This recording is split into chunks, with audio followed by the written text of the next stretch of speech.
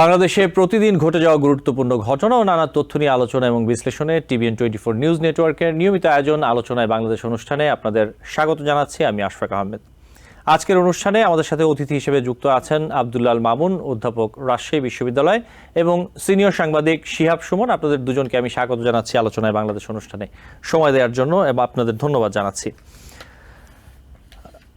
জি, এবং আমরা আলোচনা শুরু করার আগে আমি কয়েকটি তথ্য একটু তুলে ধরতে চাই দর্শকদের সামনে, এবং এই বিষয়গুলো নিয়ে আসলে আপনাদের সাথে মূলত আলোচনা করব। প্রথমে যে বিষয়টি রয়েছে যে নিউ ইয়র্কে জাতিসংঘের ৭৯তম অধিবেশনে দেওয়া ভাষণে প্রধান উপদেষ্টা ডক্টর মোহাম্মদ ইউনূস বাংলাদেশের বৈষম্য বিরোধী ও সরকার পতন আন্দোলনকে মনসুন রেভলিউশন বা মনসুন অভ্যুত্থান বলে আখ্যা দিয়েছেন। পরিবর্তিত রাজনৈতিক পরিস্থিতিতে দায়িত্ব গ্রহণ, বাংলাদেশ নিয়ে মানুষের আকাঙ্ক্ষা, অন্তর্বর্তী সরকারের প্রারম্ভিক পদক্ষেপ তুলে ধরে আন্তর্জাতিক সম্প্রদায়ের সহযোগিতা প্রত্যাশা করেন তিনি, এবং রাষ্ট্র হিসেবে দ্বিপক্ষীয় এবং আন্তর্জাতিক পরিসরে বাংলাদেশের দায়িত্বের বিষয়টি উল্লেখ করেছেন। তিনি বলেন যে আমাদের দেশের মানুষ মুক্তভাবে কথা বলবে, ভয় ভীতি ছাড়া সমাবেশ করবে, তাদের পছন্দের ব্যক্তিকে ভোট দিয়ে নির্বাচিত করবে, এটাই আমাদের লক্ষ্য।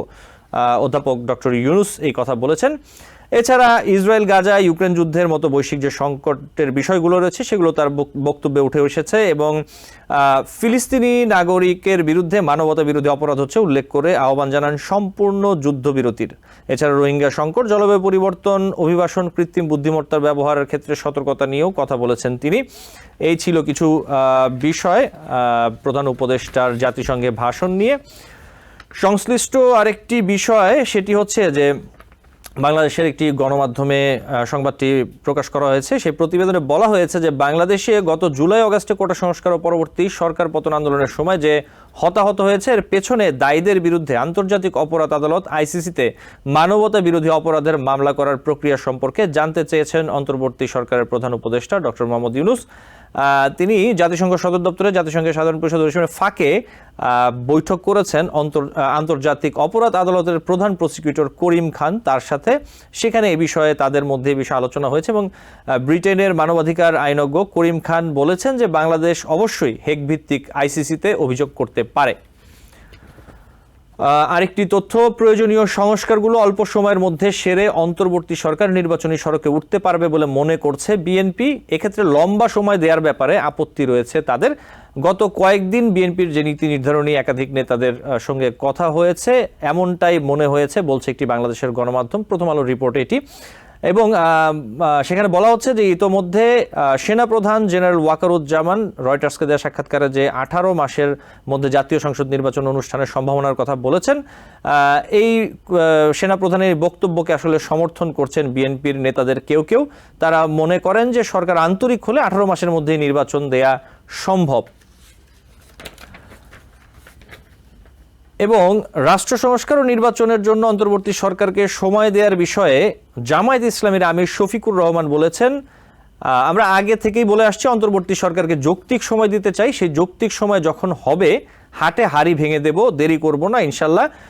তিনি শনিবার বাংলাদেশ স্থানীয় সময় চুয়াডাঙ্গা একটি হোটেলে দলীয় সমাবেশ শেষে সাংবাদিকদের সঙ্গে আলাপকালে কথা বলেছেন, এবং শফিকুর রহমান বলেছেন যে দেশবাসীর উদ্দেশ্যে আমাদের একটাই বক্তব্য, আসুন আমরা একটা ঐক্যবদ্ধ সমাজ গড়ে তোলার চেষ্টা করি, কোনো বিভক্তি নয়, ঐক্যই হোক এ জাতির সৌন্দর্য শান্তির প্রতীক। এবং আরেকটি তথ্য আমি ছোট করে তুলে ধরে আলোচনায় চলে যাব, সেটি হচ্ছে আজকের পত্রিকায় একটি সংবাদ প্রতিবেদন করা হয়েছে। সেটি হলো ছাত্র জনতার অভ্যুত্থানে শেখ হাসিনা সরকারের পতনের পর বদলে গেছে রাজনৈতিক পরিস্থিতি, সেই সাথে বদলে যাচ্ছে দলগুলোর হিসাব নিকাশও। এমন পরিস্থিতিতে, পরিবর্তিত পরিস্থিতিতে বাংলাদেশ জামায়াত ইসলামী বিএনপির সঙ্গে যে জোটবদ্ধ থাকা তা নিয়ে আসলে চিন্তাভাবনা করছে, এবং তারা সমমনা ইসলামী দলগুলোর সঙ্গে আলাপ আলোচনা করছে, মতবিনিময় করছেন জামায়াতের নেতারা। এবং আজকের পত্রিকা বলছে যে তারা দলীয় সূত্রে জানতে পেরেছে বিএনপির সঙ্গে জোটবদ্ধ হয়ে আগামী নির্বাচনে জামায়াতের অংশগ্রহণের সম্ভাবনা খুবই কম, তাই তারা একাধিক সংগঠনের সঙ্গে আলাপ আলোচনা করছেন। এই ছিল কিছু তথ্য, এগুলো নিয়ে আমরা আজকে আলোচনা করব। আমি আর তথ্য দিয়ে বিষয়টি আর লম্বা করতে চাচ্ছি না, আমরা সরাসরি আলোচনায় চলে আসি। আমি প্রথমে আসতে চাই আব্দুল্লাহ আল মামুন আপনার কাছে। যেমনটা বলছিলাম যে আপনি নিশ্চয়ই গত কয়েকদিন খেয়াল করেছেন যে আমাদের প্রধান উপদেষ্টা, বাংলাদেশের প্রধান উপদেষ্টা ডক্টর মোহাম্মদ ইউনূস তিনি জাতিসংঘ সফর করলেন এবং সেখানে তিনি জাতিসংঘে ভাষণ দিয়েছেন সাধারণ অধিবেশনে এবং সাইডলাইনে বিভিন্ন বৈঠক হয়েছে এবং এবারের জাতিসংঘে বাংলাদেশের যে রিপ্রেজেন্টেশন, বাংলাদেশের অনেকে সহ বিশ্লেষক সহ আন্তর্জাতিক মহলে অনেকেই প্রশংসা করছেন এবং তারা বাহবা দিচ্ছেন।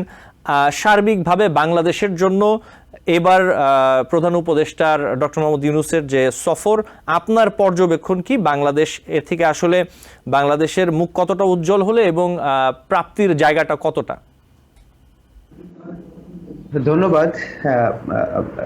শুরু করব আসলে জুলাই অভ্যুত্থানে যারা নিহত হয়েছেন, যারা আহত হয়েছেন, যারা নিহত হয়েছেন তাদের আত্মার মাগফিরাত কামনা করে, আর যারা আহত হয়েছেন চিকিৎসা নিচ্ছেন, যারা পঙ্গু হয়ে গেছেন তাদের পরিবার যেন দ্রুত সব রকমের সুবিধা এবং সাপোর্ট পায় সরকার থেকে, সেই আশা ব্যক্ত করে আমি মনে করি যে উপদেষ্টা প্রফেসর ইউনূসের এবারের সফরটা আসলেই একটা ভালো সফর এবং মূলত এমন একটা ক্রুশিয়াল টাইমের সফরটা হচ্ছে যেটা বাংলাদেশের জন্য ভীষণ ভাবে বলা যেতে পারে যে একটা লাইফ অ্যান্ড ডেথ কোশ্চেন। আমি এইভাবে দেখি যে এত বড় গণ অভ্যুত্থান মূলত আমাদের ৬৯-এর পরে আর কখনো ঘটেনি এবং এই ঘটনাটা মূলত যেটা বলতে চাই যে ৭১-এ আমরা যে স্বাধীনতা অর্জন করেছিলাম অবশ্যই ন্যায্যভাবে করেছিলাম, আমরা যুদ্ধ করে লড়াই করে স্বাধীন হয়েছি, কিন্তু যেটা হলো যে আমাদের সংবিধান, আমাদের রাষ্ট্র কাঠামো, আমাদের আইন ব্যবস্থা, আমাদের রাষ্ট্র পরিচালনার পদ্ধতি, এইগুলোর মধ্যে এমন কিছু গ্যাপ ছিল যে গ্যাপের কারণে আমরা হয়তো অনেকদিন নানাভাবে চালিয়ে গেছি আপনারা দেখবেন, কিন্তু যে তরুণ প্রজন্ম গড়ে উঠেছে তাদের আশা আকাঙ্ক্ষা পূরণ করার মতো কিন্তু আমরা জায়গায় আসতে পারিনি। যে একটা নিরাপদ জীবন, নিরাপদ চাকরির ব্যবস্থা, শিক্ষার একটা স্বাস্থ্যকর পরিবেশ, শিক্ষার পরিবেশ, খাদ্য নিশ্চয়তা, গ্লোবাল ওয়ার্মিং এর ক্ষেত্রে আমাদের রেসপন্স কি হবে, উন্নয়ন বলতে আমরা কি বুঝবো, এই প্রশ্নগুলো কিন্তু আসলে আমরা কেউ ডিল করিনি। এবং আমরা খেয়াল করে দেখবো যে আমাদের পুরনো রাজনৈতিক দলগুলো মূলত ওই একই ক্যাপিটালিজমের, একই ওয়ার্ল্ড ব্যাংক, একই IMF এর প্রেসক্রিপশনগুলোর ভিতরে ক্রমাগতভাবে কাজ করে গেছে 80-এর দশকের পর থেকে, এবং যেগুলো আসলে আমাদের জন আকাঙ্ক্ষার সাথে স্বাভাবিক ছিল না। তো আমার কাছে মনে হয় যে এইবারের প্রফেসর ইউনূস যে কথাগুলো বলেছেন ওখানে গিয়ে এবং যেভাবে একটা দেশ করতে চাচ্ছেন, যে কথাগুলো বলতেছেন সেগুলোর সাথে একমত না হওয়ার কোনো উপায় নেই। তো একটা জায়গায় শুধুমাত্র আমি দ্বিমত করি যে এইটাকে বিপ্লব বলি না আমি। বিপ্লবের যে ডেফিনেশন, সেই ডেফিনেশন অনুযায়ী এটা বিপ্লব না, এটাকে অভ্যুত্থান, গণ অভ্যুত্থান করতে হবে, আমি সেটা মনে করি। জি, সবাইকে ধন্যবাদ। জি জি, আপনাকে ধন্যবাদ। আপনি আমাদের সাথেই থাকবেন, আমরা আপনার সাথে আরও কথা বলবো বিভিন্ন বিষয় নিয়ে। তবে এই বিষয়ে আমি একটু যেতে চাই আমাদের আরেকজন অতিথি শিহাব সুমন, তার কাছে। সিনিয়র সাংবাদিক শিহাব সুমন আমাদের সাথে যুক্ত আছেন আশা করি। জি শিহাব সুমন, আমি আপনার কাছে একই প্রশ্ন আসলে রাখতে চাই যে এবার জাতিসংঘে যে প্রধান উপদেষ্টার সফর, এই বিষয়ে আসলে সার্বিকভাবে আপনার পর্যবেক্ষণ যদি একটু তুলে ধরতেন। ধন্যবাদ। জাতিসংঘে প্রধান উপদেষ্টা ডক্টর মোহাম্মদ ইউনূসের এবারের সফরটি নানান প্রেক্ষাপটে বিভিন্ন দিক থেকেই বাংলাদেশের জন্য বিশেষভাবে গুরুত্বপূর্ণ ছিল এবং টোটাল বিশ্ব সভায় বিশ্ব নেতৃবৃন্দের একটি বিশেষ মনোযোগের আকর্ষণের কেন্দ্রবিন্দুতে ছিল ডক্টর মোহাম্মদ ইউনূসের এবারকার ভাষণ। এবং খুবই সংক্ষিপ্ত পরিসরে মাত্র 4 দিনের সফরে উনি 40টির মতো হাই প্রোফাইল মিটিং কভার করেছেন, অ্যাটেন্ড করেছেন। এর ভেতর মার্কিন প্রেসিডেন্ট জো বাইডেনের সঙ্গে ওনার মিটিং ছিল, মার্কিন পররাষ্ট্রমন্ত্রী ব্লিংকেনের সঙ্গে ওনার মিটিং ছিল, এমনকি গত বৃহস্পতিবার একদিনে উনি সর্বোচ্চ 16টি মিটিং এ অংশগ্রহণ করেন বলে মাননীয় প্রধান উপদেষ্টার তথ্য সচিব আমাদেরকে জানিয়েছিলেন গণমাধ্যমকে। সো ওনার এই বক্তব্যটি যদি আমরা একটু বিশ্লেষণ করি, প্রায় 35 মিনিট ব্যাপ্তির এই ভাষণে মাননীয় প্রধান উপদেষ্টা বাংলায় বক্তব্য দিয়েছেন, এটি একটি বিশেষ দিক। এবং তিনি একই সঙ্গে বাংলাদেশ এবং বৈশ্বিক প্রেক্ষাপটের যে এই মুহূর্তের বার্নিং ইস্যুস গুলো আছে উনি আরেকবার রেজ করেছেন। উনি আমাদেরকে বিশ্ব নেতৃবৃন্দকে আহ্বান জানিয়েছেন নতুন বাংলাদেশের সঙ্গে অংশীদার হিসেবে কাজ করার জন্য উনি যুক্তরাষ্ট্রে সেখানকার ব্যবসায়িক পরিমণ্ডলের সঙ্গে, ব্যবসায়িক নেতৃবৃন্দের সঙ্গে বৈঠক করে একই আহ্বান জানিয়েছেন। একই সঙ্গে আরেকটি সময়োপযোগী বিষয় তিনি ভুলে যাননি, যে গাজায় যে নৃশংস হত্যাযজ্ঞ চলছে সে বিষয়ে তিনি বলেছেন যে এটি শুধু মুসলিম বিশ্বের জন্য উদ্বেগ বা দুশ্চিন্তার কারণ নয়, এটি সমগ্র বিশ্বের মানব ইতিহাসের জন্য একটি কলঙ্কজনক অধ্যায় হিসেবে বিবেচিত থাকবে। তিনি ইউক্রেন প্রসঙ্গ তুলে এনেছেন এবং আমাদের রোহিঙ্গা সংকট, যেটি নিয়ে বাংলাদেশ গত 7 বছর ধরে একাধিক ক্রমে দুর্ভোগ পোহাচ্ছে, তিনি সেই বিষয়টিও একটি আশু সমাধানের জন্য বিশ্ব নেতৃবৃন্দের প্রতি আহ্বান জানিয়েছেন। তবে আশার কথা হচ্ছে যে আমরা এই নতুন বাংলাদেশের প্রেক্ষাপটে বৈশ্বিক পরিমণ্ডলে এবং আমাদের যে ডোনার এজেন্সি এবং পার্টনার এজেন্সিস গুলো আছে তাদের কাছ থেকে এক ধরনের উদ্দীপনা বা সেন্সিটিভিটি আমরা লক্ষ্য করছি, যে নতুন বাংলাদেশের সঙ্গে দাঁড়ানোর জন্য আপনি ইতিমধ্যেই দেখেছেন হয়তো গণমাধ্যমে বিশ্ব ব্যাংক একটি বড় অঙ্কের ফান্ডের ঘোষণা দিয়েছে এই বাংলাদেশের সংস্কার চলমান পরিস্থিতিতে। আমাদের যে বৈশ্বিক মুদ্রার সংকট চলছে, রিজার্ভ ফান্ড ক্রাইসিস, সে বিষয়ে বাংলাদেশের সঙ্গে থাকবে। তো সার্বিকভাবে আমরা যদি বলি, মাননীয় প্রধান উপদেষ্টার ভাষণটি ছিল একটি সুলিখিত এবং আগামী দিনে আপনি যদি খেয়াল করে থাকেন, এর আগেও প্রধান উপদেষ্টা দেশে জাতির উদ্দেশ্যে টেলিভিশনের মাধ্যমে 2টি ভাষণ দিয়েছিলেন এবং এটি ওনার 3য় ভাষণ ছিল। 3টি বক্তব্যই আমি দেখলাম শুরু থেকে খেয়াল করে যে এর ভিতর এক ধরনের সামঞ্জস্য রয়েছে এবং খুবই সুলিখিত, কোনো বাহুল্য বর্জিত এবং ফরওয়ার্ড লুকিং আগামীর বাংলাদেশ কেমন হওয়া উচিত, এর ভিতর কাইন্ড অফ ম্যাগনা কার্টা বলতে পারি আমরা, যে যেটার ভিতর একটি সুনির্দিষ্ট রূপরেখা প্রধান উপদেষ্টা দেওয়ার চেষ্টা করেছেন আমাদের। জি, এবং আমি আপনার কাছে আরেকটি প্রশ্ন রাখতে চাই, যেমনটি তথ্য দেওয়ার সময় বলছিলাম যে গত জুলাই আগস্টে যে কোটা সংস্কার বা পরবর্তীতে সরকার পতন আন্দোলন হয়েছে, সে সময় হতাহতদের যে পেছনে যে দায়ী, তাদের বিরুদ্ধে আন্তর্জাতিক অপরাধ আদালত আইসিসিতে মানবতা বিরোধী অপরাধের মামলা করার প্রক্রিয়া সম্পর্কে জানতে চেয়েছেন প্রধান উপদেষ্টা ডক্টর মোহাম্মদ ইউনূস, এবং তিনি এ ব্যাপারে আলোচনাও করেছেন। এই বিষয়ে যদি আপনি আমাদের একটু বলতেন যে আসলে আইসিসিতে মানবতা বিরোধী অপরাধের মামলা করার ক্ষেত্রে প্রক্রিয়া সম্পর্কে যদি আপনি একটু আমাদের বলতেন কিভাবে করতে হয়, অথবা এটি আসলে কিভাবে মামলাটি করার জন্য পদক্ষেপ নিতে হয়। ধন্যবাদ। বাংলাদেশকে মামলা করার ক্ষেত্রে প্রক্রিয়াটি খুব সহজ নয়। আমরা চাইলাম আর হঠাৎ করেই আইসিসিতে একটি মামলা ঠুকে দিলাম, ব্যাপারটি এত সরলীকরণ করা যায় না। আমরা দেখেছি এর আগে বাংলাদেশ যেখানে খুব নিবিড়ভাবে অংশ নিচ্ছে আইসিসিতে, অনুরূপে আরেকটি মামলা মিয়ানমারে রোহিঙ্গা জনগোষ্ঠীর উপর যে গণহত্যার মামলা। তো এক্ষেত্রে প্রয়োজনীয় তথ্য উপাত্ত সংগ্রহের একটি বিষয় আছে, সেগুলো ভেটিং করার বিষয় আছে। আইসিসি থেকে একটি প্রতিনিধি দল আমাদের এখানে হয়তো সফর করবেন। এ বিষয়ে অকাট্য তথ্য প্রমাণ সংগ্রহের পরে কেবলমাত্র তখনই আমরা মামলা দায়ের করার দিকে এগোতে পারবো। বাংলাদেশ সেক্ষেত্রে রাষ্ট্র হিসেবে একটি বাদী পক্ষ হবে বাংলাদেশের কর্তৃপক্ষ। জি, আমি একটু আব্দুল্লাহ আল মামুন আপনার কাছে আসতে চাই, যে প্রশ্নটি আপনার কাছে রাখতে চাই, যে তার আগে আমি একটি তথ্য দিয়ে নেই যে সংবিধান পুনর্গঠন হবে নাকি সংস্কার, তা নিয়ে কমিশনে আলোচনা চলছে, এমনটা জানিয়েছেন অন্তর্বর্তী সরকারের স্থানীয় পল্লী উন্নয়ন ও সমবায় উপদেষ্টা হাসান আরিফ। এই বিষয়ে আমি যে প্রশ্নটা রাখতে চাই, আপনি কি মনে করেন যে সংবিধান পুনর্গঠন হবে নাকি সংস্কার? আপনি কি বলতে চান এ ব্যাপারে? দেখুন, আমাদের যে সংবিধানগুলো হয়েছে, মানে যদি ভারত, বাংলাদেশ, পাকিস্তান, নানা দেশের কথা ধরেন, যে বাংলাদেশের সংবিধান কি খুব বেশি ডিফারেন্ট সংবিধান? আগে অতীত যদি আমরা দেখি, যে অলমোস্ট সিমিলার সংবিধান, এবং এই সংবিধানগুলো দাঁড়িয়ে আছে এমন এক ধরনের আইন এবং নীতি নৈতিকতার ভিত্তির উপরে, যেই ভিত্তিগুলো আসলে এখন কার্যকর আর থাকে না। মানে অনেক সময় পেরিয়ে গেছে, যে হিস্ট্রির মধ্যে তো আমাদের কাজ করতে হয়, যে একটা ইতিহাস কিভাবে আগায়, এবং তার মধ্য দিয়ে সংবিধান পুনর্গঠনের ব্যাপারটা খুব গুরুত্বপূর্ণ হয়েছে। যে বারবার করে সংস্কার, আপনি জানেন যে 17 বার আমাদের সংবিধান সংস্কার করা হয়েছে, এবং প্রতিবারই সংবিধানে এমন কিছু ক্লজ ঢুকেছে, এমন কিছু অনুচ্ছেদ ঢুকেছে যেগুলো সংবিধানের 72-এর সংবিধানকে ক্ষতিগ্রস্ত করেছে। আবার এটাও মনে রাখা দরকার যে 72-এর যে সংবিধান, সেই সংবিধানেও কিন্তু আপনার অনেক কন্ট্রাডিকশন ছিল, যে কন্ট্রাডিকশনগুলো আমাদের এক অর্থে বলা যায় যে ওই সময়ের যে জন আকাঙ্ক্ষা, সেই জন আকাঙ্ক্ষার এক ধরনের প্রকাশ ঘটেছে। কিন্তু আপনি খেয়াল করে দেখেন যে ধর্মনিরপেক্ষতা এমন একটা শব্দ যেটা খুব গোলমেলে।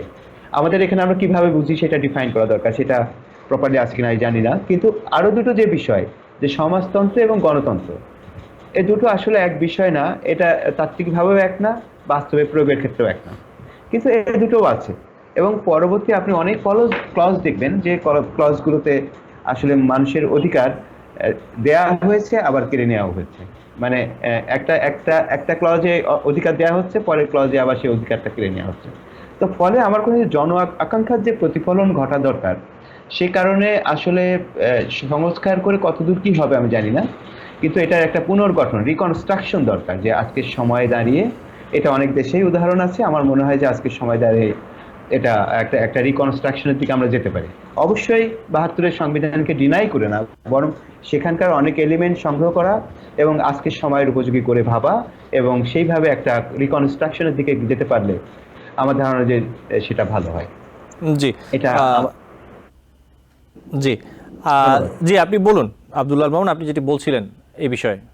না না, ঠিক আছে, আমি যেটুকু বলার বলেছি। আচ্ছা। যে এবং আমি বলছি যে এখানে অনেক রকমের ডিবেট আছে, এবং আমি অনেকগুলো ঘরানার সাথে পরিচিত। যেমন ধরেন যে আমাদের সংবিধান সংস্কার কমিটির প্রধান যাকে বানানো হলো, শাহীন মালিক, উনি এখন প্রপারলি মানে মানে তার ওই সেন্সগুলো প্রপারলি কাজ করে না। ফিজিক্যালি উনি ভীষণ রিটায়ার্ডেড, এবং উনি যেটা বলতে চাইলেন যে যে আমাদের সংবিধানের মধ্যেই তো সমাধান আছে। ব্যাপারটা তো আসলে তা না। আমরা যে আকাঙ্ক্ষার কথা বলছি সেই আকাঙ্ক্ষা তো নাই। যেমন ধরেন যে যেটা ৭০-এর যে আমাদের যে মানে যে মানে অস্থায়ী সরকারের যে ঘোষণাপত্র, সেই ঘোষণাপত্রের ওই গল্পটা কিন্তু নাই। ফলে হচ্ছে যে আপনার যেটা হচ্ছে ধর্মনিরপেক্ষতা, যে শব্দটা ওখানে আমি ব্যবহার করেছিলাম, আলটিমেটলি ওটা যে উদ্দেশ্যে ব্যবহৃত হয়েছে পরের ইতিহাসে, আপনি যদি খেয়াল করে দেখেন যে পরের ইতিহাসে এটা হচ্ছে যে ইসলাম এবং একাত্তর একটা বাইনারি কনস্ট্রাকশনের মধ্যে দিয়ে গেছে।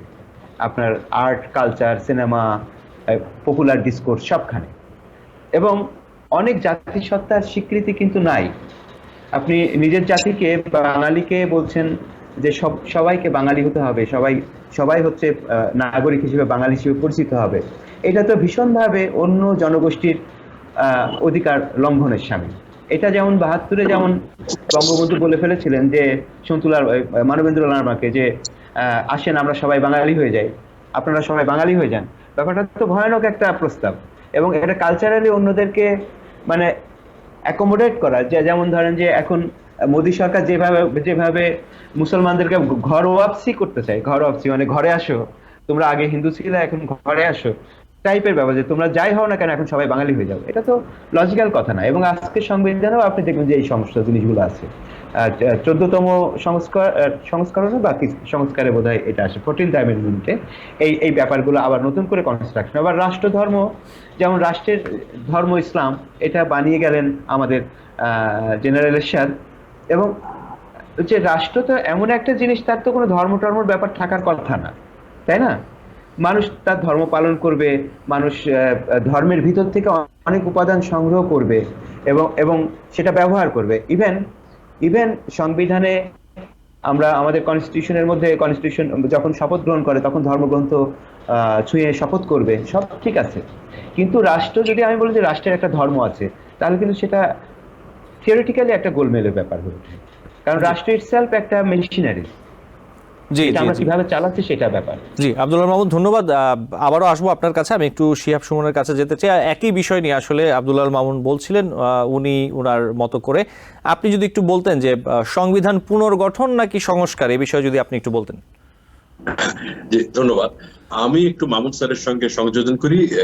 প্রথমে ডক্টর শাহীন মালিক স্যারকে নিয়োগ দেওয়া হয়েছিল এ বিষয়ে সংবিধান কমিশনের প্রধান হিসেবে। পরবর্তী সময়ে উনি অপারগতা প্রকাশ করে আমরা দেখেছি যে অধ্যাপক আলী রিয়াজ এখন দায়িত্ব নিয়েছেন। তারা হয়তো আগামী অক্টোবর মাসের 1 তারিখ থেকে কাজ শুরু করবেন বলে আমরা শুনেছি। এবং দায়িত্ব নেয়ার অব্যবহিত পরেই আলী রিয়াজ স্যার বলছিলেন যে সংবিধান পুনর্লিখনের প্রয়োজন রয়েছে, এবং বিষয়টি তারপর থেকেই সারা দেশের একটা টক অফ দ্য কান্ট্রির মতো আমরা দেখতে পাচ্ছি। আসলে কোনটি পুনর্লিখন না সংস্কার? আমার মনে হয় সংবিধান তো একটি চলমান প্রক্রিয়া, এবং 72-এ যখন আমাদের সংবিধান প্রণীত হয় তখন ওই সময়ের জন আকাঙ্ক্ষাকে ধারণ করেই এটি লেখা হয় হয়তো মোস্টলি। বাট তারপরও সময়ের সাথে সাথে আমাদের বাস্তবতা, আমাদের আশা আকাঙ্ক্ষা এবং চাওয়া পাওয়ার ব্যাপারগুলো অনেক পরিবর্তিত হয়েছে। এবং আপনি খেয়াল করলে দেখবেন, যেটি মামুন স্যার কিছুটা আলোকপাত করেছেন, আমাদের এই ভারতীয় উপমহাদেশের আইনগুলো বেশিরভাগ ক্ষেত্রেই ব্রিটিশ আইনেরই ধারাবাহিকতা। আবার দেখেন, একই সঙ্গে আমরা যদি আমাদের মুসলিম পারিবারিক আইনের কথা বলি, আমাদের বিয়ে এবং বিয়ে শাদী, ডিভোর্স কিংবা জায়গা জমি বন্টনের কথা যদি বলি, আমরা ফলো করি।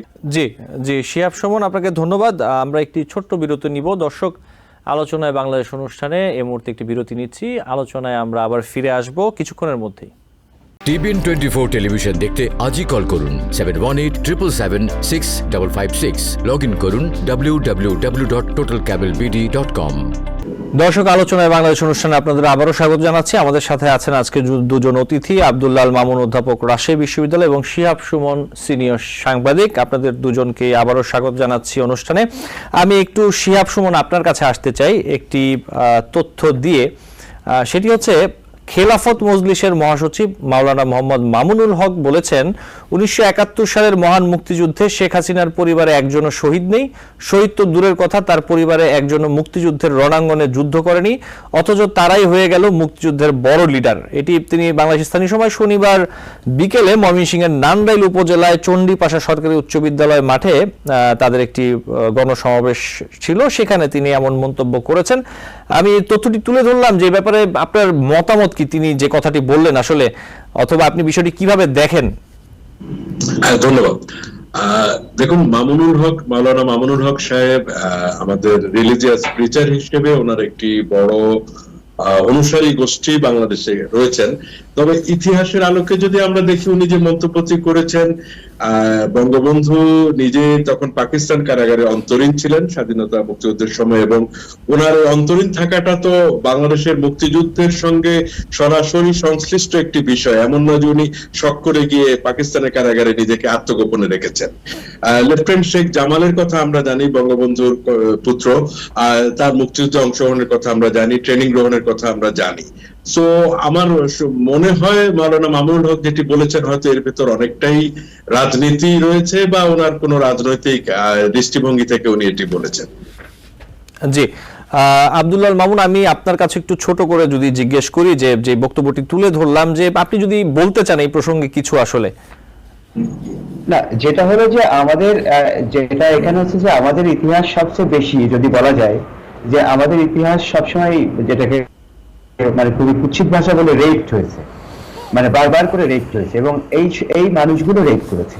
মানে শেখ হাসিনা তার মতো করে ন্যারেটিভ তৈরি করেছে, মামুনুল হকরা তাদের মতো করে ন্যারেটিভ তৈরি করেছে, এবং এই সব ন্যারেটিভ কি করেছে, আমাদের তরুণ সমাজকে বিভ্রান্ত করেছে। মামুনুল হক সাফার করেছে বুঝলাম, মামুনুল হকের ভিন্ন ইডিওলজি আছে বুঝলাম, কিন্তু ইতিহাস কি বলে? ইতিহাস বলে যে 71-এর আগ মুহূর্ত পর্যন্ত যে জনগোষ্ঠী জেগে উঠেছে, সেখানে বঙ্গবন্ধু শেখ মুজিবুর রহমানের নাম কোনোভাবেই বিচ্ছিন্ন করে দেখার সুযোগ নেই। তিনি প্রধানতম নেতা, সাথে আরো অনেক নেতা ছিল যাদেরকে উনি খারিজ করে দিয়েছেন। তার পরের যে আওয়ামী ন্যারেটিভ 71 পরবর্তী, সেই ন্যারেটিভে আমরা দেখবো যে আওয়ামী লীগ মুক্তিযুদ্ধের পুরো ন্যারেটিভটাকে দখল করার চেষ্টা করেছে, সেটা একটা অন্য গল্প। তার ক্ষমতা সংহত করার চেষ্টা করেছে, সেটা একটা অন্য গল্প। কিন্তু ইতিহাসে বঙ্গবন্ধু শেখ মুজিবুর রহমানের যে ভূমিকাটা, সেটাকে অস্বীকার করা এইসব কথা বলে আসলে সেটা ভালো কিছু না। উনি কনস্টিটিউশনাল লিডার ছিলেন, উনি কনস্টিটিউশনাল পথে ক্ষমতার হস্তান্তর চেয়েছেন। 6 দফা দাবি এবং 21 দফা দাবি এবং 11 দফা দাবির মধ্যে যা ছিল, সেটা মূলত কমপ্লিট স্বায়ত্তশাসন, যেটা হচ্ছে যে 40-এর যে রেজুলেশন, যে পাকিস্তান গড়ে উঠবে কিভাবে, স্টেটস, অনেকগুলো স্টেটস হবে, অনেকগুলো রাষ্ট্র মিলিয়ে পাকিস্তান। কিন্তু আমাদেরকে সেই সুযোগ থেকে বঞ্চিত করলো হচ্ছে কংগ্রেস এবং ব্রিটিশরা, যে আমরা স্টেটস হতে পারলাম না, আমাদের এখানে আমরা নতুন রাষ্ট্র গড়ে তুলতে পারলাম না কংগ্রেস এবং ব্রিটিশের কারণে। কিন্তু সেইটাকেই যদি আমরা এখন এইভাবে ন্যারেটিভ সাজাই, যে মানে যে মুক্তিযুদ্ধই একটা মানে ভুল ছিল, যেটা 24-এর সময় আমরা দেখতে পাচ্ছি অনেকেই এরকম কথা বলতে চাচ্ছেন যে 24-এর গল্প দিয়ে তারা ইরেজ করে ফেলতে যাচ্ছেন 71-এর গল্প। এটা তো কোনো গল্প ইরেজ করার গল্প না, এখানকার জনগোষ্ঠীর একটা সম্মিলিত সংগ্রামের দীর্ঘ ইতিহাসের যাত্রা আছে। সেটা আপনি যদি ইভেন 1905 থেকেও ধরেন, 5, 47, 71, 69, 24, কোনোটাকে একটা থেকে আরেকটাকে বিচ্ছিন্ন করতে পারবেন না। এবং যারা বিচ্ছিন্ন করতে চাচ্ছে তারাই সমস্যাজনক একটা জায়গায় লজিক তৈরি করতে চাচ্ছে। আমি যাদের কথা ইঙ্গিত করছি আপনি বুঝতে পারবেন যে, এবং আপনি ধরেন যে খেলাফতে মজলিসের কথাই ধরেন, যে খেলাফতে মজলিসে মানে মামুনুল হকের বাবা বোধহয় একজন খুব ভালো আলেম ছিলেন, এবং আপনি মনে হিসেব থাকবে আপনার যে মানে 93 সালে তারা কিন্তু আওয়ামী লীগের সাথে একই সাথে ইলেকশনে গিয়েছিল, এবং আওয়ামী লীগ কমিটমেন্ট করেছিল যে তারা শরিয়া বিরোধী কোনো আইন করবে না। মানে অদ্ভুত সব পলিটিক্যাল প্লে ঘটে, যে প্লেগুলো আসলে বাংলাদেশের জনগণের সাথে এক ধরনের প্রতারণা, এবং এই প্রতারণাটা আমাদের এমন রাজনৈতিক দল নাই যারা কম বেশি করেন এ পর্যন্ত, মানে ইতিহাস যদি আপনারা এ পর্যন্ত দেখেন। জি, এই পলিটিক্যাল প্লের জায়গাটাতেই একটু আলোচনা করতে চাই আমরা। আমি শিহাব সুমনের কাছে একটি প্রশ্ন রাখতে চাই। আচ্ছা, আমি শিহাব সুমনের কাছে প্রশ্নটি রাখার আগে আমি একটু আব্দুল আল মামুন আপনার সাথেই আর একটি বিষয় নিয়ে একটু আলোচনা করি। আপনি যেমন পলিটিক্যাল প্লের কথা বলছিলেন যে একটি বাংলাদেশ একটি গণমাধ্যমে একটি সংবাদ হয়েছে, যেটি আসলে আমি আপনার সামনে একটু তুলে ধরি, আপনার সাথে কথা বলে আমি শিহাব সুমনের কাছে যাব। আব্দুল আল মামুন, যেই বিষয়টি হচ্ছে যে বিএনপিকে ছাড়াই নতুন জোট গঠনের চিন্তা করছে জামায়াত, এমন একটি সংবাদ আমরা দেখতে পাচ্ছি, এবং বিভিন্ন সংগঠনের সাথে, রাজনৈতিক দলের সাথে, সমমনা ইসলামী দলগুলোর সাথে তারা সম্পর্ক উন্নয়নে আলাপ আলোচনা করছে। এই বিষয়ে আপনি কি বলবেন যে বিএনপিকে ছাড়াই কি আসলে জামায়াত নির্বাচনে, আগামী নির্বাচনে যাবে বলে আপনি মনে করেন, নাকি না দিন শেষে বিএনপি জামায়াতের যে জোটটি আছে সেটি থাকবে বলে মনে করেন? মজাটা আপনি টাইটেলটা খেয়াল করেন যে বিএনপি ছাড়াই সমমনা দলের সাথে জোট গঠনের চিন্তা করছে জামাত ইসলাম। মানে জামাত ইসলাম বলতে চাচ্ছে যে আমি একটা পাওয়ারফুল দল এবং আমি বিএনপি ছাড়া একটা গঠন করতে পারি, কিন্তু ব্যাপারটা কিন্তু উল্টো দিক থেকে দেখতে পারেন আপনি। মানে বাস্তবতা আসলে উল্টো দিকে, যে বিএনপি নিচ্ছে না হয়তো, সেই কারণে তারা একটা নতুন অ্যালায়েন্সের দিকে যাওয়ার চেষ্টা করছে। এবং সেক্ষেত্রে আপনি খেয়াল করবেন যে ইসলামিক যে দলগুলো আছে আমাদের এখানে, মানে ইসলাম ধর্মকে কেন্দ্র করে, সেই হেফাজতের যে ইডিওলজি তার সাথে জামাত ইসলামের ইডিওলজি মেলে না। ইসলাম আমাদের কিছু কোর এথিক্স শেখায়, এবং সেই কোর এথিক্স এর মধ্য দিয়ে এবং ধর্ম একটা পলিটিক্যাল ইনস্টিটিউশন হয়ে উঠতে পারে, এবং হয়, সারা ইতিহাসেই দেখা যায়, পুরো ইতিহাস জুড়ে দেখা যায়। কিন্তু কিভাবে ধর্ম ইতিহাস হয়ে ওঠে, কি পলিটিক্যাল হয়ে ওঠে, কখন হয়ে ওঠে, এই ব্যাপারগুলো আমাদের বোঝা দরকার। এবং এই ইডিওলজিটা ধরেন যে জামাত ইসলামীর যে ধরনের ইডিওলজি, এটার সাথে ধরেন যে অন্যান্য ইসলামিক দলের ইডিওলজির কিন্তু খুব একটা মিল নাই।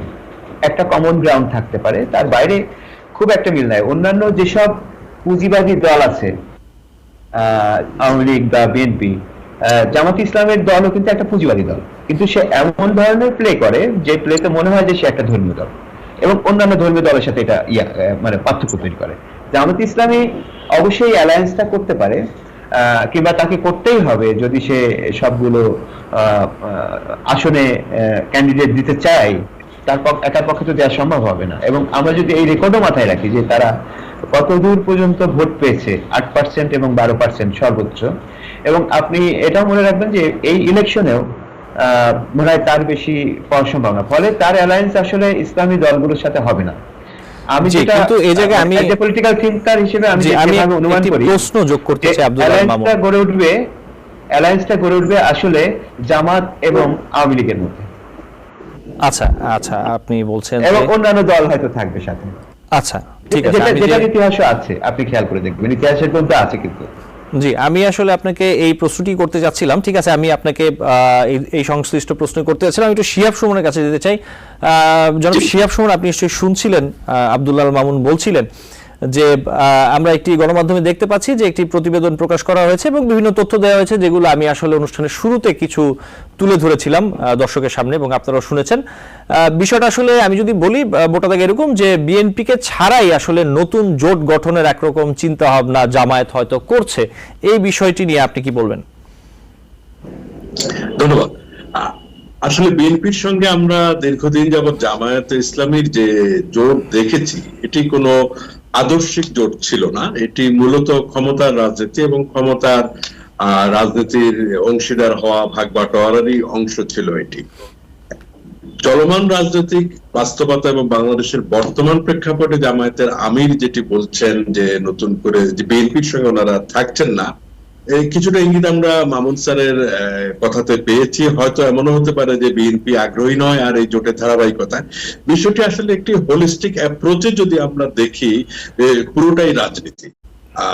এটি জামাতের সঙ্গে বিএনপির জোট আবারও হবে কিনা, নাকি আওয়ামী লীগের সঙ্গে শেষ পর্যন্ত বিএনপি জোটবদ্ধ হবে, এই বিষয়গুলো নির্ভর করছে। এটি এখনো মন্তব্য করার জন্য একটু প্রিম্যাচিউর ডিসকাশন হয়ে যাবে। বাট আমরা যদি হাইপোথেটিক্যালি মনে করি যে চলমান তত্ত্বাবধায়ক ইন্টারিম গভর্নমেন্টের নেয়া সংস্কারের বিষয়গুলো সঠিক গতিপথে এগুচ্ছে এবং নির্বাচন কমিশন, আমাদের সংবিধান, এই সংস্কার, মিডিয়া সংস্কারের ব্যাপারগুলো রাইট ট্র্যাকে এগুচ্ছে এবং আমাদের যে রাজনৈতিক যতগুলো স্টেক হোল্ডার এবং পলিটিক্যাল পার্টিগুলো আছেন সবাই যদি ইকুয়ালি সাপোর্ট করে যান একটি যৌক্তিক সময় পর্যন্ত, তাহলে হয়তো শেষ পর্যন্ত জামায়াত ইসলামীকে সমমনা ইসলামিক দলগুলো যারা তুলনামূলকভাবে জামায়াতে ইসলামের মতাদর্শের সঙ্গে কাছাকাছি, তাদের সঙ্গে একটি জোট গঠনটা নিরাপদ হবে। কারণ ভোটের মাঠে কম বেশি শেষ পর্যন্ত আমাদের অতীতের ইতিহাসগুলো বলে যে জামায়াত ইসলামের 10 থেকে 12% বেশি ভোট নেই এবং 300 আসনে একসঙ্গে প্রার্থী দেওয়ার মতো জামায়াত ইসলামের সেই সাংগঠনিক শক্তিও এখন পর্যন্ত দৃশ্যমান নয়। সে বাস্তবতায় জোট গঠনের যে আলোচনা এসছে এটি একান্তই একটি রাজনৈতিক ধারণা মাত্র এবং আমি মনে করি হয়তো আগামী মাস 6 পরে বিষয়গুলো আস্তে আস্তে আরো দৃশ্যমান হয়ে উঠবে এবং বিষয়টি নির্ভর করবে সব পলিটিক্যাল পার্টির জন্য কতটা লেভেল প্লেইং ফিল্ড, ইনক্লুডিং বিদায়ী আওয়ামী লীগ সরকার, আওয়ামী লীগ সহ কতটা লেভেল প্লেইং ফিল্ড ইউনূস সরকার নিশ্চিত করতে পারেন তার উপরে। জি, এবং এই জায়গাতে এই সংশ্লিষ্ট আরেকটি প্রশ্ন আমি আপনাকে একটু করতে চাই। আমি এই তথ্যটি আসলে অনুষ্ঠানের শুরুর দিকে যখন বলছিলাম, বিভিন্ন সংবাদ তুলে ধরছিলাম, সেখানে একটু বলেছিলাম। আমি জাস্ট একটু কোট করি যে জামায়াত ইসলামের যে আমির শফিকুর রহমান তিনি বলেছেন যে আমরা আগে থেকে বলে আসছি অন্তর্বর্তী সরকারকে যৌক্তিক সময় দিতে চাই, সেই যৌক্তিক সময় যখন হবে হাটে হাড়ি ভেঙে দেব, দেরি করব না। এই মানে এই যে হাটে হাড়ি ভেঙে দিব বলতে আসলে আপনি কি মনে করেন এটা কি রাজনৈতিক বক্তব্যের কারণেই দেওয়া, নাকি তিনি আসলে কিছু বলতে চাচ্ছেন এখানে? আমি দীর্ঘদিন সাম্প্রতিক সময়গুলোতে বিশেষ করে ওনার বক্তব্য বেশ মনোযোগ দিয়ে আগ্রহ ভরেই দেখি বা দেখার চেষ্টা করি। উনি যথেষ্ট রসবোধ সম্পন্ন, বিজ্ঞ এবং প্রাজ্ঞ একজন মানুষ। অনেকটা ফাদারলি ফিগার হিসেবে দলের লোকজন, আদর্শিক লোকজন ওনাকে অনুসরণ করেন। তা আমার মনে হয় ওনার এই হাটে হাড়ি ভাঙার বিষয়টিও একটু প্রিম্যাচিউর কমেন্ট। উনি হয়তো আগে পিছনে আমরা এখনো পুরো মন্তব্যটি জানি না, আমি ভিডিওটি দেখিনি, এখানে হয়তো অন্য কোনো কনটেক্সটে উনি এটি বলে থাকবেন। এখনো হাটে হাড়ি ভেঙে দেওয়ার মতো কিছু আমাদের রাজনৈতিক বিশ্লেষণ বা পর্যবেক্ষণে ধরা পড়ছে না। জি, আব্দুল্লাহ আল মামুন, আপনি যদি এই বিষয়ে কিছু যোগ করতে চান। আমি একটা জিনিস শুধু যোগ করতে চাই, মানে খুবই ইম্পর্টেন্ট যে জায়গাটা আমাদের উপলব্ধি করা দরকার, যে ধরেন যে 69-এ গণ অভ্যুত্থান এবং তারপরে 71-এর মুক্তিযুদ্ধ, আমরা হাজার হাজার লক্ষ লক্ষ মানুষ আমাদের প্রাণ হারিয়েছে, সম্মান হারিয়েছে, গৃহ হারিয়েছে, উদ্বাস্তু হয়েছে, মানে এবং সেইটা রিকভারি করতে আমরা মোস্টলি পারি না। এবং তারপরে দীর্ঘকাল আমাদের সামনে এরকম সুযোগ আর আসেনি। এইবার হয়েছে কি যে যে ইডিওলজির উপর ভিত্তি করে 71-এর ন্যারেটিভ আওয়ামী লীগ ডেভেলপ করেছিল সেটা ফ্যাসিস্টিক হয়ে উঠলো, মানে ভয়ানক ভাবে একটা ফ্যাসিবাদী রাষ্ট্র কাঠামো হিসেবে এটা হাজির হলো, যে প্রক্রিয়াটা আসলে আগে থেকে চলছিল। মানে আপনি অন্তত 90-এর দশক থেকে দেখতে পাবেন যে প্রক্রিয়াটা চলছিল। ফলে আমাদের রাষ্ট্রের সংস্কারটা হচ্ছে অত্যন্ত গুরুত্বপূর্ণ একটা বিষয়। এটা আমার মনে হয় যে শুধু আওয়ামী লীগ, বিএনপি বা জামাত ইসলামের বোঝা দরকার না, এটা আমাদের যারা সিভিল সার্ভিসে কাজ করেন, আমাদের যারা সাধারণ নাগরিক, যারা শিক্ষক, তাদের সবারই বোঝা উচিত যে এই রাষ্ট্রটা কার জন্য, কাদেরকে আমরা বড় করব, সেই তরুণরা কিভাবে বেড়ে উঠতে পারে একটা সমাজের মধ্যে। এই যে যৌক্তিক সময় বলা, অন্য সময় বলা, যেটা আমার কাছে অদ্ভুত লাগছে এই কারণে যে রাষ্ট্রের পুরো স্ট্রাকচারটা যেখানে দাঁড়িয়ে আছে করাপশনের উপরে, একটা মানি লন্ডারিং এর উপরে, একটা ধরেন যে যেমন ইউনূস সাহেব যে কথাটা জাতিসংঘে বলেননি, যেটা বলাটা খুবই জরুরি ছিল, সেটা হলো যে আমাদের অভিন্ন নদীর প্রশ্নটাকে আমরা কিভাবে ডিল করব, সেটা বিশ্ববাসী আমাদেরকে কিভাবে সাপোর্ট দেবে। আপনি বন্যাটা দেখেছেন যে ইলেকশনের পরে পরে যে ভয়ঙ্কর বন্যাটা হলো, অভিন্ন নদী এবং এই যে অসম বাণিজ্য কিংবা প্রতিবেশী দেশের যে আযাচিত হস্তক্ষেপ, এই প্রসঙ্গগুলোর উনি কথা বলেননি, কিন্তু যেটা যেটা জাতিসংঘের ভাষণে আসা দরকার ছিল, এটা গ্লোবালি এটা সার্কুলেটেড হওয়া দরকার ছিল বলে আমি মনে করি। হয়তো কৌশলগত কারণে উনি বলেননি, হয়তো ভারতের সাথে, যেহেতু আমাদের তিন দিকে ভারতের সাথে একটা বন্ধুত্বপূর্ণ সম্পর্ক আমাদের অবশ্যই দরকার, আমরা সেটা চাই ভারতের জনগণের সাথে সেই বন্ধুত্বপূর্ণ সম্পর্ক, কিন্তু অধিকারের প্রশ্নে তো চুপ থাকা যাবে না। অধিকারের প্রশ্নগুলো তো অধিকার হিসেবেই তুলতে হবে। উনি যেমন ধরেন 3টা জিরোর কথা বলছেন, যে আমাদের জিরো কার্বন, জিরো বেকারত্ব, জিরো এটা, কিন্তু উনি কেন এটা বলছেন না যে আমাদের এই জিরো টলারেন্স থাকতে হবে নদীর প্রশ্নটা নিয়ে? আমাদের এতগুলো অভিন্ন নদী, যে নদীর একটাতেও আমরা নিজেদের হিস্সাটা পাই না, এই কথাটা উনি বলেননি কেন? এটা খুবই ভাইটাল কোয়েশ্চেন। আমাদের যে টাকা পয়সাগুলো মূলত যেভাবে গেছে, আপনি ভেবে দেখেন যে এই যে ইউরোপের কান্ট্রিগুলো, ইউরোপের অসংখ্য কান্ট্রি, আমেরিকা কিংবা মানে স্পেশালি ইস্ট ইউরোপের কান্ট্রিগুলো, তাদের যে ধরেন যে অফশোর যে সুযোগটা দেয়া হয়, সেই টাকাগুলো কারা নিয়ে যায়? এই তো বেনজিরের মতো লোকজন নিয়ে যায় এই যে ধরেন যে আমাদের প্রাক্তন প্রধানমন্ত্রীর ক্যাশিয়ার, ধরেন যে এস আলম, কিংবা ধরেন যে আমাদের আগেকার মিলিটারি অফিসার, মিলিটারি চিফ, এইরকম লোকগুলো, এবং তারা ওখানে যে ভদ্রলোক নাগরিক হয়ে যায়। তো আমাদের তো ইউরোপকেই প্রশ্ন করা দরকার, ইউরোপ এবং আমেরিকাকে প্রশ্ন করা দরকার, যে আপনারা কেন এই সুযোগগুলো তৈরি করে দেন, কেন এই ক্রিমিনালদেরকে আপনারা নাগরিকত্ব দেন এবং আর কোনো প্রশ্ন করেন না, কেন আমাদের হাতে তুলে দেন না? এই টাকাগুলো কেন সুইস ব্যাংকে পড়ে থাকে এবং কোথায় যায় আমরা জানি না? এই প্রশ্নগুলো কিন্তু উনি উঠান নাই। আমার ধারণা যে এইগুলো ভাইটাল প্রশ্ন। আজকের যে বাংলাদেশের যে ইকোনমিক ক্রাইসিস, আমি জানি যে আমাদের ফাইন্যান্স মিনিস্ট্রি ভালো কাজ করছে, কিন্তু আমাদের স্বরাষ্ট্র মন্ত্রণালয় ভালো কাজ করছে না। স্বরাষ্ট্র মন্ত্রণালয় এখনো 3 মাসে আমাদের আইন শৃঙ্খলা পরিস্থিতি ঠিক মতো গড়ে তুলতে পারেনি। বিশ্ববিদ্যালয়ে 3টা খুন হয়েছে, 3টা বিশ্ববিদ্যালয়ে 3টা খুন হয়েছে, মব ভায়োলেন্স ঘটছে এবং মব নানা রকমের ট্যাগিং এর পলিটিক্স আছে। তো এইগুলো, এই যে আমরা যে এখনো সবকিছু উত্তর উঠতে পারিনি, শুধুমাত্র ধরেন যে যে যে যে যে মানে যেটাকে বলে যে মধু মিশ্রিত ভাষা দিয়ে তো কিছু হবে না। আমাদের অ্যাকশন চাই, যে অ্যাকশন গুলোর ভাষা, অ্যাকশন ওরিয়েন্টেড ভাষায় কথা বলা দরকার। এবং আমি ধরেন যে একই সাথে জিরো কার্বনে নিয়ে যাব এবং একই সাথে আমি বলবো যে আমার জিরো বেকারত্ব থাকবে, এটা কিন্তু দুইটা কন্ট্রাডিক্টরি কথা। মানে হচ্ছে যে আপনার প্রোডাকশন এমন একটা জিনিস যে যত বেশি প্রোডাকশন বাড়াবেন তত বেশি জনগণের চাকরি হবে এবং তত বেশি কার্বনের এমিশন হবে। তাহলে আপনি এইখানে সলিউশনটা কি? সেই সলিউশন কি আমরা গ্লোবাল স্ট্যান্ডার্ডে ভাবছি? সেই রকম কোন ব্যবস্থা, ধরেন ঢাকা শহরের ওয়াটার লগিং নিয়ে, অন্যান্য শহরের ওয়াটার লগিং নিয়ে, এই যে আমাদের যে অসম্ভব মূল্যের, জি আব্দুল্লাহ মামুনের, জি আপনাকে ধন্যবাদ। আমরা এখনো পাইনি। জি আমরা অনুষ্ঠানের একদম শেষ দিকে আছি, সময় পেলে অবশ্যই আপনার কাছে আরো একবার আসবো। আমি একটু শিহাব সুমন আপনার কাছে আসতে চাই। আমি কোনো প্রশ্ন রাখবো না, যে বিষয়গুলো নিয়ে আসলে আব্দুল্লাহ মামুন বলছিলেন যে আপনি যদি এই বিষয়গুলোর সাথে যোগ করতেন, মূলত যে অন্তর্বর্তীকালীন সরকার যে কমিশন গঠন করেছে, সংস্কার কার্যক্রমে হাত দিয়েছে, অথবা আইন শৃঙ্খলা পরিস্থিতি, অর্থনীতি, দ্রব্যমূল্য নিয়ন্ত্রণে আনা, এই যে বিষয়গুলো রয়েছে, আপনার পর্যবেক্ষণ, অথবা আপনি যদি আব্দুল্লাহ মামুন ওনার কথার সাথে যদি কিছু যোগ করতে চান। ধন্যবাদ। অন্তর্বর্তীকাল সরকার যে পদক্ষেপগুলো নিয়েছেন এর অনেকগুলোই আমরা দৃশ্যমান দেখতে পাচ্ছি। কিছু তৎপরতা, যেমন আগামী 1 অক্টোবর থেকে পরিবেশ মন্ত্রণালয়ের উদ্যোগে যে পলিথিন নিষিদ্ধ ছিল অলরেডি, সেটি আবার ইমপ্লিমেন্ট করার একটি উদ্যোগ আমরা দেখতে পাচ্ছি। ভালো উদ্যোগ নিঃসন্দেহে। আমরা অর্থ উপদেষ্টার কিছু কর্মকাণ্ড দেখতে পাচ্ছি। বিদেশে পাচার হওয়া টাকা ফেরত আনার ব্যাপারে অলরেডি আমাদের যুক্তরাষ্ট্র এবং আরো কয়েকটি দেশের সঙ্গে আলোচনা শুরু হয়ে গেছে। এটি জটিল এবং সমস্যাপেক্ষ দীর্ঘমেয়াদী প্রক্রিয়া, তবে ইমিডিয়েটলি জনমনে স্বস্তি নিয়ে আসার জন্য আমার মনে হয় আমাদের আইন শৃঙ্খলা বাহিনীকে আরো বেশি দৃশ্যমানভাবে তৎপর হওয়া দরকার। আমরা বুঝতে পারি বিগত সরকারের সময়ে একটানা 15 বছরে অনেক নিয়োগ ছিল পুলিশ বাহিনীতে, যে সংখ্যা এখনো প্রবল তারা আছেন। তারা যদিও সরকারি চাকরি করেন, কিন্তু আমাদের প্রশাসনিক মেরুকরণ এবং দলীয়করণের যে প্রবণতা ছিল সাম্প্রতিক বছরগুলোতে, যার ফলে আমরা হয়তো দৃশ্যমানভাবে পুলিশকে এখনো তৎপর হতে দেখছি না। আসার কথা আমি খেয়াল করেছি মাত্র গতকালই, যে আগামী 1 অক্টোবর থেকে প্রচুর সংখ্যক পুলিশ সদস্য কনস্টেবল নিয়োগের প্রক্রিয়া শুরু হয়েছে। এটি আগামী 15 অক্টোবর পর্যন্ত সবাই আবেদন করতে পারবেন, এবং যত দ্রুত সম্ভব এই নিয়োগ প্রক্রিয়া সম্পন্ন করে এদেরকে মাঠে দৃশ্যমানভাবে রাখতে পারলে জনমনে অনেকটা স্বস্তি ফিরে আসবে।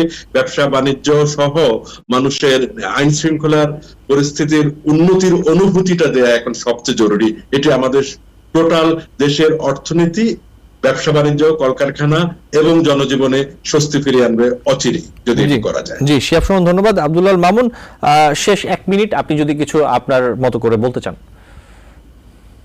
আর বিশেষ কিছু বলার নাই, এটা হলো যে আমরা একটা স্বপ্ন নিয়ে যাত্রা শুরু করেছি। মূলত অনেক মৃত্যু, অনেক কষ্টের পরে একটা স্বপ্ন নিয়ে যাত্রা শুরু করেছি, এবং আমাদের যাত্রায় আমরা জানি যে স্লো হবে। একটা স্টেট মেশিন পুরোপুরি ফেল করে গেছে। 4 দিন এখানে কোনো রকমের প্রশাসন ছিল না, এখানকার কমিউনিটি সেটাকে রক্ষা করেছে। কমিউনিটি কোনো খুন হতে দেয়নি, কোনো ডাকাতি হতে দেয়নি, আব্দুল আল মামুন, আমি আন্তরিকভাবে দুঃখিত, আমাদের আসলে সময় পার হয়ে গেছে আমাদের অনুষ্ঠানের, আমরা অতিরিক্ত সময় আলোচনা করছি। অনেক ধন্যবাদ আপনাদের দুজনকে আসলে আজকে সময় দেওয়ার জন্য। নিশ্চয়ই ভবিষ্যতে অন্য কোনোদিন আরো বিভিন্ন বিষয় নিয়ে আপনাদের সাথে আলোচনা হবে। ধন্যবাদ আজকে সময় দেওয়ার জন্য। দর্শক, আলোচনায় বাংলাদেশ অনুষ্ঠানে আজকে এই পর্যন্তই। পরবর্তী অনুষ্ঠান দেখার আমন্ত্রণ জানিয়ে এখন বিদায় নিচ্ছি।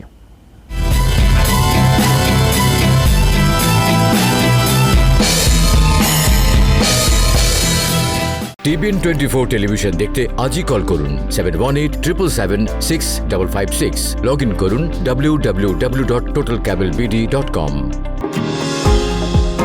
নিউ ইয়র্ক থেকে সম্প্রচারিত টিবিএন 24 টেলিভিশন বিশ্বজুড়ে বাঙালির কণ্ঠস্বর।